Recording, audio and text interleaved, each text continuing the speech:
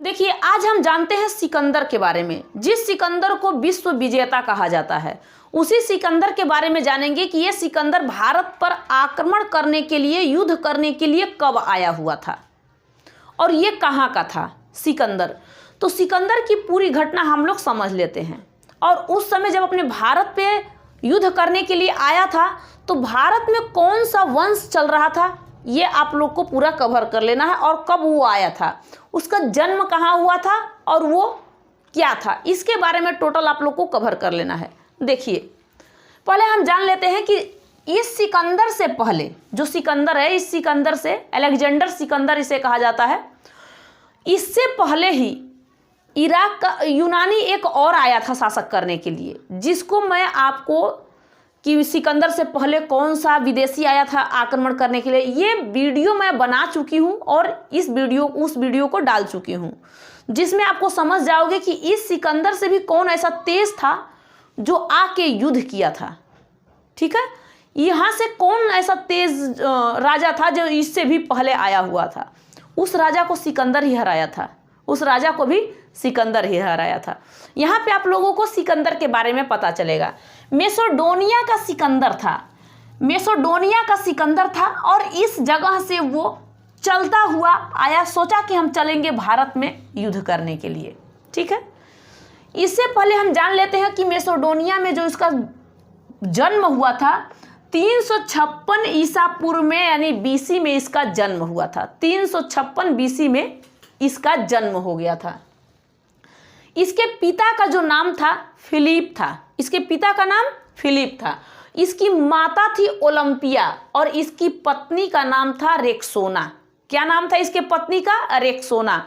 याद करके रखना, नहीं तो लिख के रखना, पढ़ाया ऐसा जाए कि जो याद हो जाए। रेक्सोना का अगर 4 बार नाम लोगे तो पत्नी का तो इसका नाम पहले ही आपको याद हो जाएगा। क्यों?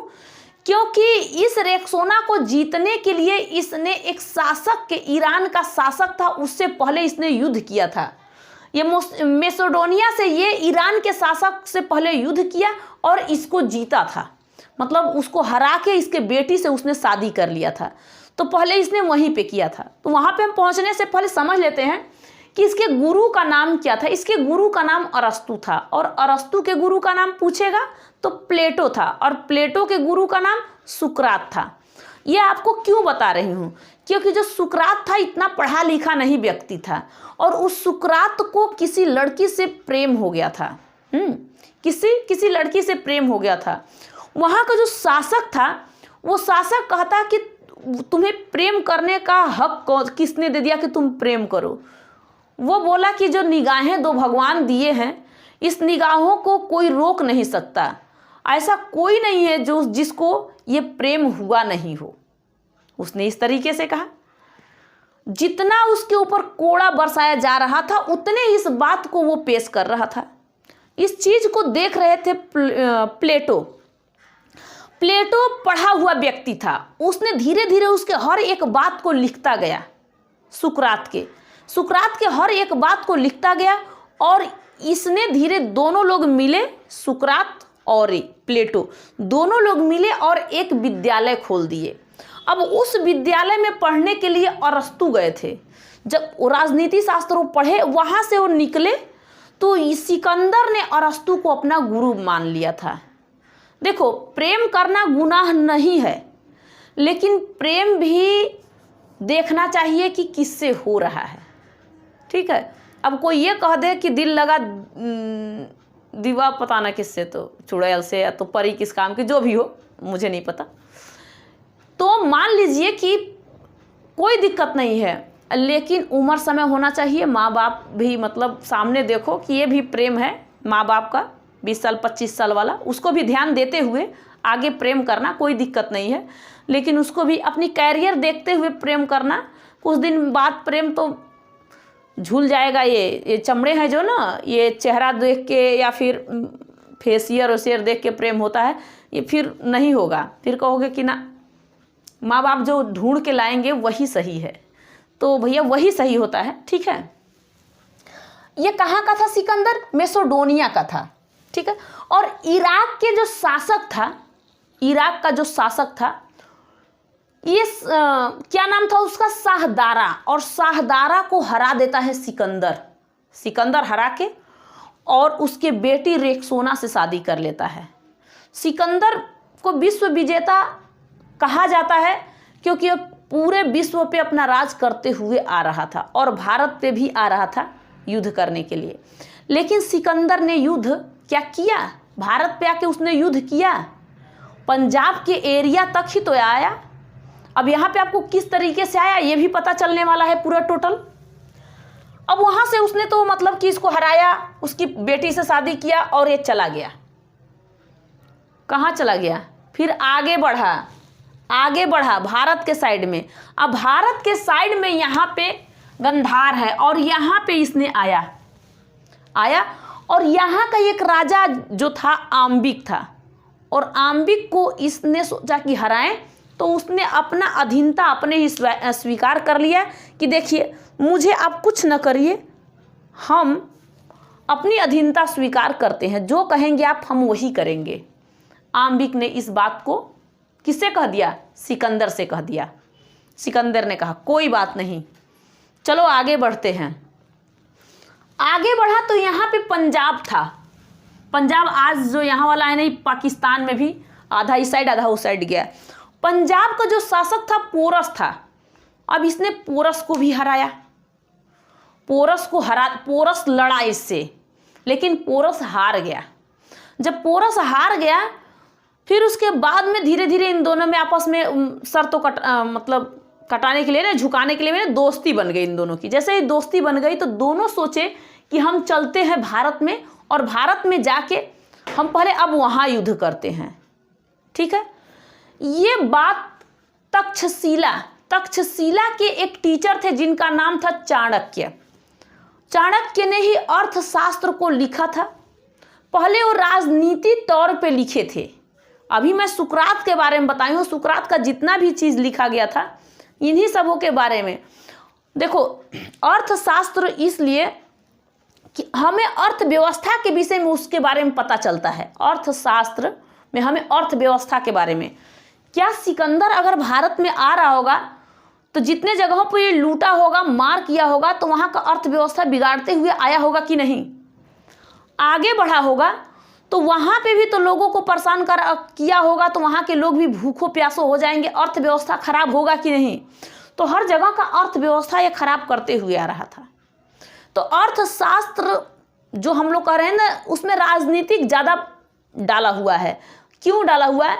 क्योंकि उसमें हमें पूरे अर्थव्यवस्था के बारे में, अपने हर जगह का अर्थव्यवस्था के बारे में उसी अर्थशास्त्र से हमें पता चल जाता है। उसमें राजनीति भी छुप गई कि अब यही कहोगे ना, क्यों कहोगे? क्योंकि जब हम पढ़ते हैं अर्थव्यवस्था के बारे में कि अपने देश की जीडीपी ये है वो है, सब कुछ पढ़ते हैं ना, तो इसमें हम लोगों को ये लगता है कि हमारी ये बिगड़ी कैसे, तो ये हमारी राजनीति से बिगड़ी। हमारी बिगड़ी कैसे? राजनीति से बिगड़ी। तो इसी चीज़ को आपको पूरा समझ लेना है पूरा। ठीक है, पंजाब में जो पोरस से लड़ाई हुआ था वो झेलम नदी के पास में हुआ था। दोनों झेलम नदी के पास में इन दोनों की युद्ध हो गई थी। पोरस से और सिकंदर से युद्ध हो गया था। दोनों लोग आपस में मिलके युद्ध किए थे। अब ये चला कहाँ पे? पोरस भी चला और सिकंदर भी चला। सोचे कि हम चलते हैं भारत में युद्ध करने के लिए। अभी मैं बताई हूँ चाणक्य के विषय में। चाणक्य उस समय तक्षशिला में अध्यापक थे। अब इनको पता चला इधर आम्बिक हार गया, इधर पोरस हार गया। और किसको पता चल गया? चाणक्य को पता चल गया। उन्होंने कहा कि अरे ऐसे कैसे हो सकता है, हम चलते हैं कहाँ पे? भारत चलते हैं, और भारत में जो राजा बैठा हुआ है इस राजा को हम अलर्ट कर देते हैं, सावधान कर देते हैं कि सावधान हो जा, आ रहा है सिकंदर और तेरे को छोड़ेगा नहीं, हर जगह वो जीतते हुए आ रहा है। वो भैया वो विश्व विजेता उसे कहा जाता है, सिकंदर आ रहा है। उस समय मगध का राजा जो था, मगध का राजा धनानंद था। उस समय नंद वंश का स्थापना यहाँ पे हुआ था। नंद वंश का स्थापना 16 महाजनपद में से सबसे बड़ा महाजनपद मगध महाजनपद, ये लिख भी लेना। 16 महाजनपद हैं, उन महाजनपद में से एक महाजनपद, जिस महाजनपद का नाम है सबसे बड़ा मगध महाजनपद, इसका विस्तार हुआ था। इससे पहले बहुत सारे राजा यहाँ पे आए थे। हर्यंक वंश भी आया था, जिसमें बिंबिसार आया था, अजातशत्रु आया था, उदयीन आया था, इन सबों ने विस्तार किया था। उसके बाद में शिशुनाग आया, शिशुनाग वंश चला था, तो उसमें भी धीरे धीरे बहुत आगे तक बढ़ाया। कालाकोस वहीं पे शिशुनाग वंश में एक राजा आया था कालाकोस, उसने भी विस्तार किया था। उसके बाद महापदम नंद आया था, नंद वंश का स्थापना किया था, उसने भी बहुत सारे जगहों को विस्तार किया था, पूरे जगहों को, ये सब जगहों को उसने अपना बना लिया था। आधा तो कलिंग को बना लिया था। बाद में ना अशोक पूरे कलिंग को जीता 261 में, उसने बाद में ना जीता। इसके बाद देखो जैसे ही ये पूरे बड़ा हुआ, अब यहाँ पे जैसे ही कौन आ रहा था, सिकंदर आ रहा था, लेकिन चाणक्य इससे पहले आ गए इसे सावधान करने के लिए। लेकिन धनानंद मस्त आदमी, नंद वंश में मस्त आदमी धनानंद कह रहा था कि ना, कौन आया है और कौन आएगा, जो आएगा उसे हम देख लेंगे, तुम मुझे समझाने के लिए आए हो, उसे फेंकवा दो। अब भैया उसका चुटिया उटिया धके जैसे ही चाणक्य को बाहर किया गया, चाणक्य गुस्सा में हो गया, कहा कि मैं तुम्हारा दरबार और तुम्हें तहस नहस मिला दूंगा, सिकंदर से ज़्यादा तुम मेरे दुश्मन हो। धनानंद को बोल के चाणक्य गए, कैसे वो सूली पे चढ़वा दो, इतना ज़्यादा बोल रहा है। तो उस समय एक लड़का था वहीं का, सिर्फ मात्र 12 साल का था, और उस लड़के ने चाणक्य को बचा के और लेके चला गया। कहा कि कोई बात नहीं गुरुजी, चलिए आप चलिए, आप इसको छोड़िए, पियक्कड़ आदमी है, इसको छोड़िए और आप चलिए। अब चाणक्य गए और कहे कि बेटा आप कहाँ से हो? हम तो यहीं से। कहे चलो तुम्हें हम शिक्षा देते हैं और तुम ही इसका साम्राज्य तहस नहस मिलाओगे। बोले कोई बात नहीं सर जी, हम चलते हैं आपके साथ गुरुजी। और वो सिकंदर इसको किसको लेके चला गया? चाणक्य चले गए मौर्य के साथ, चंद्रगुप्त मौर्य साथ में इनके दोनों लोग चले गए तक्षशिला। उनको अच्छा से ज्ञानवान एकदम पूरा वो करके दम रख दिए कि चलो चलते हैं। इसी में घुसा दिए थे सिकंदर के भी सेनापतियों में। अब उसको शिक्षा उक्षा देने लगे। इसके बाद ये जो सिकंदर था, सिकंदर से बोले कि कहाँ जा रहे हो? तो सिकंदर बोला कि हम तो जा रहे हैं युद्ध करने के लिए। कहाँ जा रहे हो तुम? अरे बहुत ज़्यादा वहाँ पे देख रहे हो कि ब्यास नदी बाढ़ पड़ा हुआ है, बाढ़ में युद्ध कर पाओगे? बोले अच्छा ये तो बात है, वहाँ का श्राप है कि जो जाएगा वहीं पर मर जाएगा। ना, कहीं हर जगह विश्व विजेता हम हैं, जीत के आ रहे हैं, अभी भारत में नहीं जीत पाएंगे। तो सिकंदर का सेना ही मना कर दिया, सैनिक ही मना कर दिया कि अब हम युद्ध नहीं कर सकते, हम जा रहे हैं, हम लोग चलेंगे वापस। ठीक है, यहाँ तक आपको समझ में आ रहा है? तब क्या हुआ कि सिकंदर का जो थल सेना था उसे वापस लेके सेलुकस निकेटर उसका सेनापति था और लेके वापस चले गए। लेकिन सेलुकस निकेटर को लग रहा था कि नहीं, हमें युद्ध कर लेना चाहिए, हमें युद्ध कर लेना चाहिए, क्योंकि बहुत सारे हाथी है मगध में, उसे ले जाना चाहिए हम लोगों को। हाथी से ही तो युद्ध होता था, हाथी घोड़े पर बैठ के आराम से चलो, उसी से तो युद्ध होता था। अब ये सब चले गए। सिकंदर वापस अपने कहाँ चला गया था? चला गया यहाँ पे इराक के बेबीलोन में जाके उसकी मृत्यु हो जाती है 323 ईसा पूर्व में। लेकिन इससे पहले हम अभी और देखेंगे। ठीक है, 326 में सिकंदर ने भारत में युद्ध करने के लिए आया था। 326 ईसा पूर्व में आया था। उस समय मगध का राजा कौन था? धनानंद था। कि कौन सा वंश चल रहा था मगध का? नंद वंश चल रहा था। सिकंदर किसको हराया था? पोरस को हराया था। और ब्यास नदी को क्या पार कर पाया था सिकंदर? नहीं कर पाया था, इसलिए वापस चला गया। चाणक्य ने क्या धनानंद को समझाया नहीं था? समझाया था, लेकिन धनानंद मान गया? नहीं माना। चाणक्य कहाँ पढ़ाता था भैया? वो तक्षशिला में, तक्षशिला वहाँ पे बहुत बड़ा यूनिवर्सिटी, मतलब वो था, वहाँ पे पढ़ाते, विश्वविद्यालय था, और वहीं पे वो अध्यापक थे चाणक्य। उस समय मगध इन सब का उधर ही था। ठीक है, सिकंदर के बाद धनानंद को बोले कि तुम मेरे दुश्मन हो, और 12 साल के लड़का चंद्रगुप्त मौर्य को लेके धनानंद और चाणक्य चले गए थे। अब क्या यहीं से कहानी खत्म हो जाती है? नहीं, मेन तो टॉपिक आता है कि जो सेलुकस निकेटर ये देख रहा था कि मेरा जो गुरु है सिकंदर, मेरा शासक है, मेरा राजा है सिकंदर, ये तो हमें लेके चला गया, तो क्या हम यहाँ पे आएंगे कि नहीं? फिर तो इसने सोचा कि हमारे तो इनको मृत्यु हो गई 323 में। तब ये चलता है, फिर ये दूसरा यूनान सेलुकस निकेटर वापस फिर आता है, और कब आ जाता है 305 से 303 तक ये आता है और दबा के युद्ध करने के लिए तैयारी बना देता है घोषणा। अब एक बात और समझना, उस समय चाणक्य ने लेके चंद्रगुप्त मौर्य को चले गए थे तक्षशिला। चाणक्य ने चंद्रगुप्त मौर्य को लेके तक्षशिला चले गए थे। अब सेलुकस निकेटर इधर मगध पे आ रहा था हमला करने के लिए। तो क्या अभी चाणक्य शिक्षा ही ले रहे, क्या अभी चंद्रगुप्त मौर्य शिक्षा ही ले रहे थे? नहीं ले रहे थे। चाणक्य ने इनको छोड़ दिया और लेके गए, कहे कि पहले धनानंद को खत्म कर। पहले किसको खत्म कर? धनानंद को। बाद में इस सेलुकस निकेटर को देखा जाएगा। तो आए चंद्रगुप्त मौर्य और इस धनानंद को खत्म कर दिए। तो मगध का राजा धनानंद जो था, नंद वंश, यहीं पे इसे खत्म कर दिए।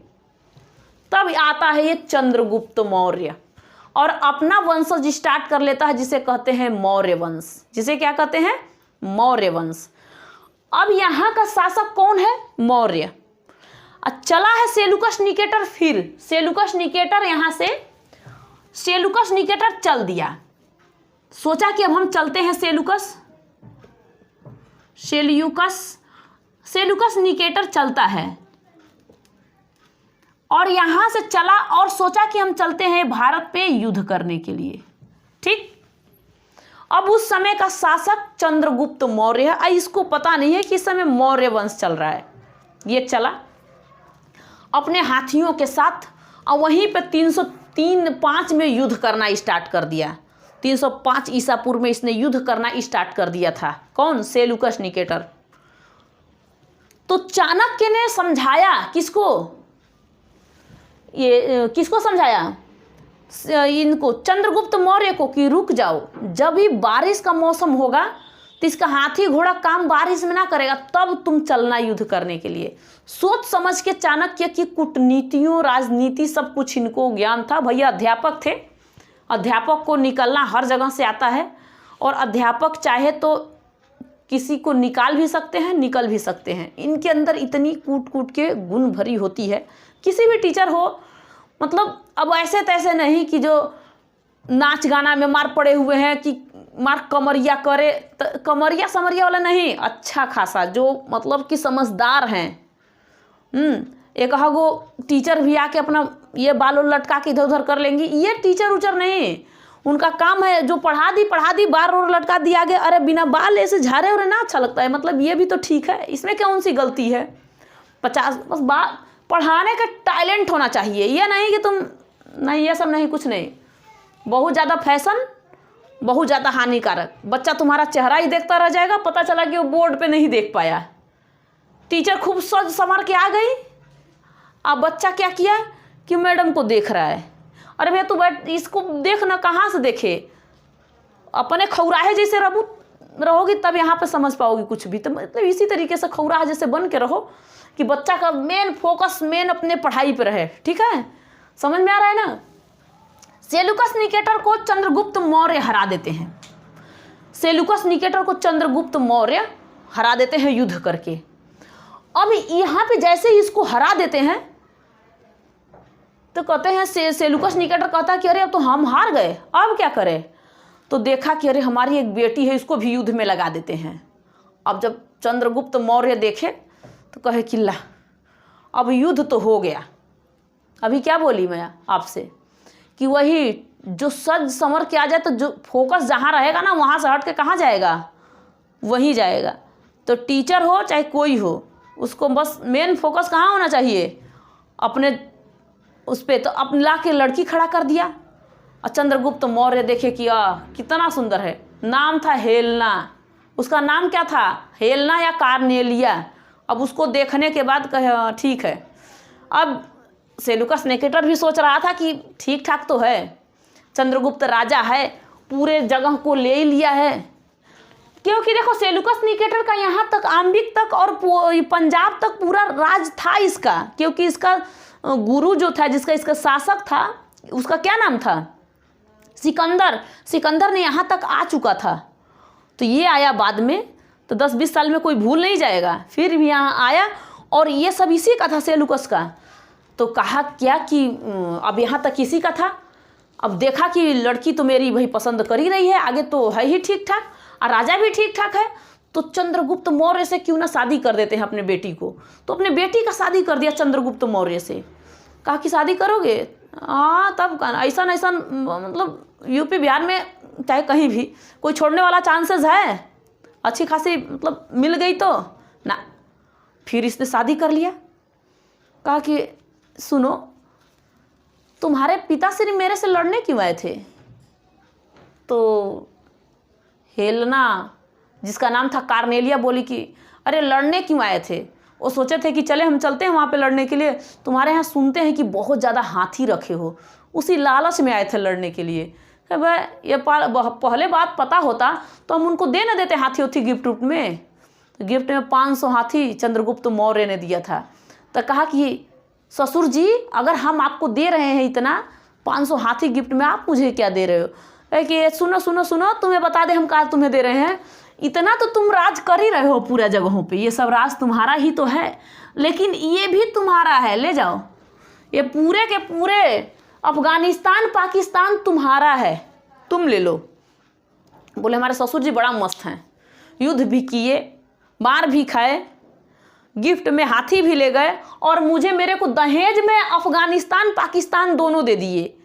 अब तो चंद्रगुप्त मौर्य एकदम फूले नहीं समा रहे थे, इनको अफगानिस्तान पाकिस्तान दोनों मिल गया। बड़ी मस्त है भाई, ये तो मेरी वाली मस्त है, लेकिन मुझे कुछ चीज़ भी लाके दी है, एकदम खुश, दहेज में ले लिए। ये बेचारे सेलुकस निकटर निकले, कहे कि अब हम जा रहे हैं, हमारा क्या काम है। लेकिन उनका एक गुप्तचर था जिसका नाम था मेगास्थनीज। कहे कि देखो इतना हम लोग लड़ाई किए हुए हैं किससे? चंद्रगुप्त मौर्य से, हो सकता है कि मेरे बेटी को ले जाके कहीं रेत तो न दे। अब अरे बिहार में कोई रेतने वाला है कि रेतेगा तुम्हें? ना रेते उतेगा ना, बड़ा प्रेम रम से भैया, प्रेम से रखेगा कि रेतेगा, मारेगा, काटेगा तुम्हें। बिया शादी हो गया होगा, 2-4 चलेगा, लेकिन किसी को मारा नहीं जाएगा। बोला कि ना जाओ तुम देखो ना वहाँ पे, कहाँ पे? चंद्रगुप्त मौर्य मेरी बेटी के साथ जाओ तुम। तो मेगास्थनीज थे, अब इनको भेज दिया गया हेलेना के पास, हेलेना के साथ। तो गए तो भैया ये अपना देखे तो एकदम पूरा ठाट बाट से दुल्हन उल्हन बन के बैठी हैं। बोला हाँ एकदम मस्त है, कोई दिक्कत ना है। फोन उनका तो ज़माना था नहीं, पत्र उत्र लिखने वाला ज़माना था, और ये पहुंचाने वाला घोड़ा से या फिर चिट्ठी था, जा कबूतर करता हुआ चला गया। अब ठीक ठाक है। तो यहाँ पे जाके ये जो मेगास्थनीज थे, इन्होंने चंद्रगुप्त के बारे में, यानी मगध साम्राज्य का पूरा के पूरा हर चीज़, इसने एक बुक लिख दिया, और जिस बुक का नाम रख दिया इंडिका। अब इंडिका में पूरे मगध का हर एक आपको चीज़ मिलेगा कि कहाँ पे क्या हुआ था। अब यहाँ तक तो समझ में आया, क्योंकि हमें सिकंदर के ही बारे में देखना था। अगर चंद्रगुप्त मौर्य के बारे में देखोगे तो चंद्रगुप्त मौर्य का एक बेटा था जिसका नाम था बिंदुसार। एक बात और, एक ही बीवी नहीं थी, इससे एक बीवी पहले दुर्धरा थी, जो धनानंद को चंद्रगुप्त मारे थे। तो धनानंद की एक बेटी थी जिसका नाम था दुर्धरा, और उस दुर्धरा से भी शादी किए थे, तब हेलेना से शादी किए थे, तब कार्नेलिया, वही हेलेना का नाम कार्नेलिया कुछ भी हेलेना कहो, उससे शादी किए थे। तो 2 बीवी तो पहले ही हो गई। तो उसी दुर्धरा से पैदा हुआ था इनका एक बेटा था जिसका नाम था बिंदुसार। बिंबिसार हरियंक वंश में ध्यान रहे, और ये बिंदुसार, तो इनका बेटा एक बिंदुसार हुआ। तो बिंदुसार का बेटा हुआ था अशोक, और अशोक का एक भाई हुआ था जिसका नाम था सुसीम। और सुसीम कहाँ राज कर रहा था? ये यहाँ पे जम्मू कश्मीर में सुसीम राज कर रहा था, और ये अवंती में राज कर रहा था। कौन? अशोक अवंती में राज कर रहा था। और यहाँ पर बिंदुसार था। कौन था? बिंदुसार था, बिंदुसार। इसका बिंदुसार नाम था, इसका सुसीम नाम था, और इसका अशोक नाम था, अशोक। लेकिन जैसे चंद्रगुप्त मौर्य ये जैन धर्म को मानते थे, और जैन धर्म को ये मानकर ये अपना प्राण को धीरे धीरे इसी तरह तड़पा ना होता है कि भूखे प्यासे रह जाओ, भद्रबाहु के साथ गए, आराम से भूखे प्यासे रह के अपना ये जीवन को समाप्त कर दिए। तब आया थे यही बिंदुसार, लेकिन बिंदुसार 16 गुरानी बिया हुआ करके रख दिया। 101 बच्चे इसके थे, 101 बच्चे यहीं पे आपको दिखाई दे रहे हैं 2, और 99 पता ही नहीं था किसके बच्चे थे। तो 99 बच्चे इसके और थे और ये 2 बच्चे थे, मतलब इसके 101 बच्चे कहा जाता है कि है। और सबको मारने वाला अशोक है, भाइयों को मार दिया था। अब यहाँ पे कैसे मारा था एक बार चर्चा कर ही लेते हैं, तब आगे हम चलते हैं कि चल हम ज़्यादा टाइम हो गया सॉरी। अब जब इसने सुसीम को यहाँ पे रख दिया कश्मीर में, तो कश्मीर का मुद्दा संभाल नहीं पा रहा था।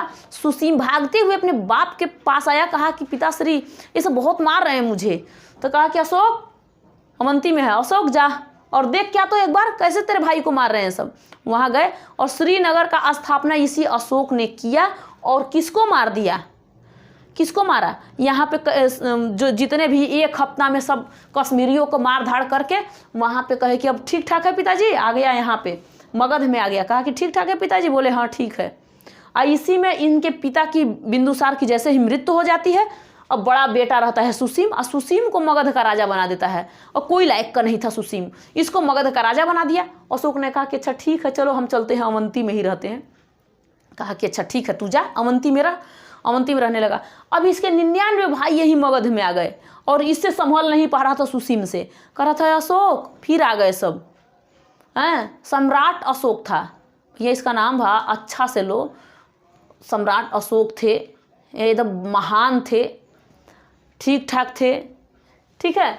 तो भैया ये संभल ही ना रहे, तो 99 भाइयों को ये काटा था। कहा था किसको किसको चाहिए राज्य पाठ। और सुसीम पूछा कि ये क्या कर रहा है, सारे 99 भाइयों को तू काट दिया। बोले कि तुझे भी नहीं रहना है, तू भी जा, अपने इस भाई को भी काट के और पूरे मगध का राजा ये बन के। और यहीं पे कलिंग का हमला किया, कलिंग पे आक्रमण किया था 261 ईसा पूर्व में। इतना यहाँ पे लोगों को, हजारों लोगों को ऐसे काट दिया था। बच्चा चाहे पेट में हो और चाहे गोद में बच्चा हो और चाहे कोई भी बुढ़ा प्यास कोई भी हो, किसी को भी मार के काट के धाड़ के अशोक ने रख दिया था। और तभी से अशोक ने तलवार फेंक दिया और कहा कि अब हम नहीं लड़ेंगे, क्योंकि हमें लड़ने से मुझे लग रहा है कि मेरे हाथ से कोई पानी नहीं पी रहा है। यहाँ पे बच्चे प्यासे भूखे भग रहे हैं, गोली बंद, वो तलवार लगा हुआ है, तीर लगा हुआ है, लेकिन कोई मेरे हाथ से पानी नहीं पी रहा है, इसलिए सारे भग जा रहे हैं। मैं इसको छोड़ के और बौद्ध धर्म को अपना लिया और बौद्ध धर्म का प्रचार करने लगा। अशोक इस तरीके से यहाँ का अब शासक छोड़ के और अपना आराम से काम करने लगा। फिर आए छोटे छोटे, चाहे इसके बाद शिशुना, इसके बाद ये आ गया शुंग वंश आया, उसके बाद कर्ण वंश आया, सातवाहन वंश आया। इससे कोई मतलब नहीं है उतना, वो भी ठीक है, उसको तो पढ़ा चुकी हूँ। यहाँ पे आपको सिकंदर के विषय में बताना था, थोड़ा सा आगे बढ़ गई थी सिर्फ अशोक के विषय में। अशोक का राज्य अभिषेक 269 में हो गया, ये आपको याद करना है। अशोक ने श्रीनगर का स्थापना किया था, ये याद करना है। उदयन ने पाटलिपुत्र का स्थापना किया था, ये याद करना है। पूरे याद करके रखे रहना, क्योंकि बहुत सारे पेपर में आएंगे, पूछेंगे तो आपको बताना होगा। इसके बाद यहाँ तक तो आपको समझ में आ गया होगा। कहीं आपको दिक्कत हो रही है इसमें, कहीं भी आपको दिक्कत हो रही है, कहीं नहीं दिक्कत हो रहा होगा। इसके बाद हम लोग यहाँ तक तो समझ लिए, लेकिन जैसे अब यहाँ पे छोटे छोटे, जैसे ये सब सातवाहन ये सब खत्म होंगे ना, छोटे छोटे वंश आ जाएंगे, तो छोटे छोटे वंश के बारे में वीडियो बनाई हो। लेकिन आपको फुल अगर वीडियो ढंग का चाहिए तो आप तुरंत कमेंट करना कि मुझे ये वीडियो चाहिए, मैं वो वीडियो बना दूंगी। देखते हैं नेक्स्ट वीडियो मिलेंगे, तब तक के लिए जय हिंद, थैंक यू।